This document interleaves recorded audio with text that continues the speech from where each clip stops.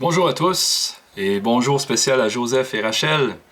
Donc la dernière fois, on avait vu que Jésus s'était fait tenter dans le désert par le diable lui-même après avoir jeûné 40 jours, après avoir arrêté de manger. Et on a vu que Jésus avait répondu à chacune des trois attaques du diable par la parole de Dieu.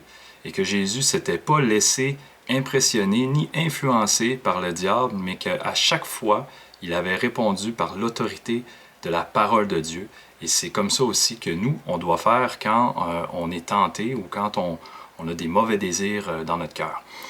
Aujourd'hui, je vais vous parler de ce qui s'est passé par la suite. Donc, Jésus, par la suite, il s'est choisi ses 4 premiers disciples. Donc, au début, il n'y avait pas encore de disciples qui le suivaient. Jésus avait commencé à prêcher tout seul le royaume de Dieu, mais par la suite, il est allé se choisir aussi des disciples. Donc, voici ce qui s'est passé. On va le lire dans la parole de Dieu, dans l'Évangile selon Matthieu, chapitre 4, au verset 17. Donc, ça commence ainsi.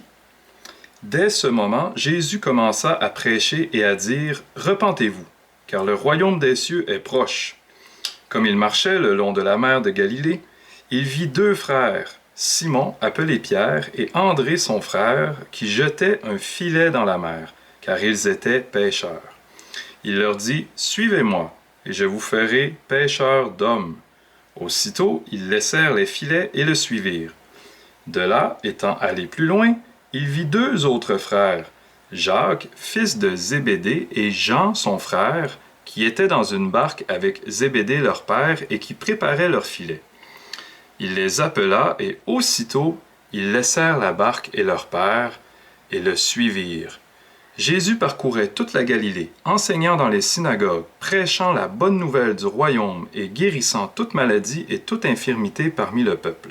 Donc on voit que le passage commence par montrer que Jésus prêchait de se repentir parce que le royaume de Dieu était proche. Ça veut dire que Jésus était sur la terre justement pour accomplir la volonté de Dieu et devenir l'agneau du monde qui meurt pour nous, pour notre péché. Tu vas sûrement te rendre compte que tu vas voir souvent dans l'Évangile, dans la Bible, qu'il faut se repentir et ensuite croire, ou se repentir et croire en Jésus. Pourquoi? Parce qu'on se repent de quoi finalement? On se repent de nos péchés. Et si on veut vraiment être sauvé de nos péchés, si on veut vraiment que notre péché soit enlevé, on a besoin de Jésus pour nous guérir. Jésus qui est mort sur la croix à notre place. Et c'est ça la bonne nouvelle. Et on ne peut pas accepter ou vouloir appliquer cette bonne nouvelle-là dans nos vies si on ne veut pas d'abord se repentir de nos péchés. Ça serait comme quelqu'un qui dirait à un médecin « J'aimerais ça que tu me guérisses de ma maladie, mais je veux pas que tu enlèves ma maladie. Je veux garder ma maladie, mais je veux que tu me guérisses de ma maladie. » Ça fonctionne pas, c'est contradictoire, ça marche pas. Si on va voir le médecin pour être guéri de notre maladie, c'est pour que notre maladie soit ôtée.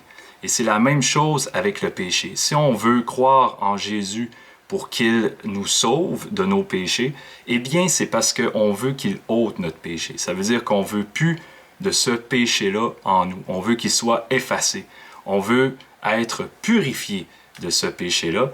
Et c'est pour ça que Jésus est mort sur la croix, pour nous purifier de nos péchés, pour nous sauver de ce péché-là, de cet esclavage-là de péché, pour qu'on lui appartienne maintenant et qu'on soit des enfants de Dieu, des enfants de lumière, plutôt que des enfants de ténèbres. Donc, qu'est-ce qu'on voit ensuite?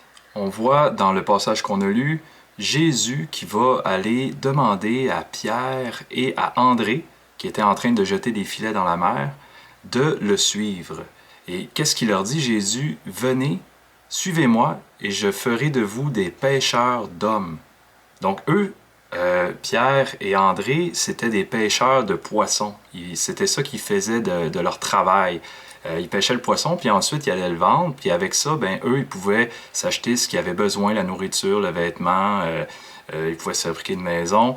Et Jésus, ce qu'il leur demande, c'est « Laissez ça là, mais moi, je vais faire de vous des pêcheurs qui sont différents, des pêcheurs qui allaient pêcher des hommes dorénavant. » Et qu'est-ce que ça veut dire?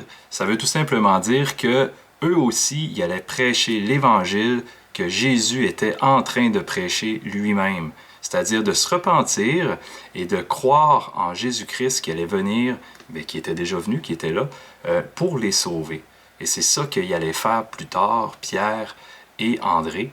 Il allait prêcher cet évangile-là, et dans ce sens-là, il allait devenir des pêcheurs d'hommes. Il y a des gens qui allaient écouter l'évangile qu'il allait prêcher, et il y a des gens qui allaient le rejeter, et il y en a d'autres qui allaient l'accepter, qui allaient venir à Jésus, qui allaient se convertir. Et qu'est-ce qu'on peut voir, c'est que Pierre et André semblaient prêts à suivre Jésus tout de suite quand il leur a demandé, ne se sont pas ostinés.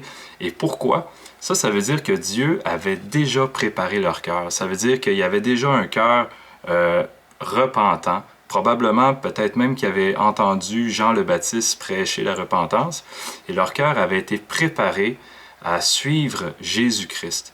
Et c'est la même chose quand on prêche l'Évangile aux autres autour de nous. Il y a des gens qui vont se moquer, il y a des gens qui vont la refuser, mais il y a aussi des gens qui vont être heureux de l'entendre et qui vont se convertir des fois même instantanément. Ils vont croire tout de suite à la parole parce que Dieu leur a déjà préparé leur cœur. Et ça, c'est pas nous qui pouvons faire ça. Nous autres, tout ce qu'on peut faire, c'est prêcher la parole, prêcher l'Évangile, prêcher la bonne nouvelle de Jésus qui est venu pour nous délivrer de notre péché, pour nous délivrer de la mort. Et ces gens-là, s'ils acceptent Christ dans leur cœur, eh bien, c'est grâce à Dieu et non pas grâce à nous. C'est grâce au travail que le Seigneur aura fait dans leur cœur et dans leur esprit pour qu'ils croient en lui. On voit la même chose ensuite avec les fils de Zébédée, Jacques et Jean, qui sont en train de raccommoder leur filet avec leur père Zébédée, et Jésus leur dit la même chose, de les suivre. Et qu'est-ce qu'ils font? Ils le suivent aussi instantanément, parce que leur cœur avait été préparé par Dieu pour ça. Et c'est ainsi que Jésus avait avec lui ses 4 premiers disciples, les 4 premiers qui allaient être un jour au nombre de 12 disciples.